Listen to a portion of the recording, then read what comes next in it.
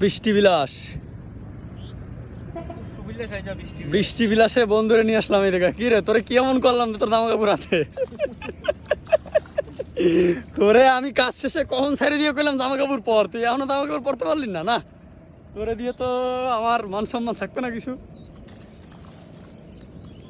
এত সুন্দর বৃষ্টির দিনে তোরে এত সুন্দর একটা ফিল দিলাম এই জায়গাটাই কে এনে, তা তুই তো এর কোনো আনন্দই পাইলি না। তুই মজা তুমিও পাইছো আমিও পাইছি, ফুল তো আমার মনে ফুটেছে।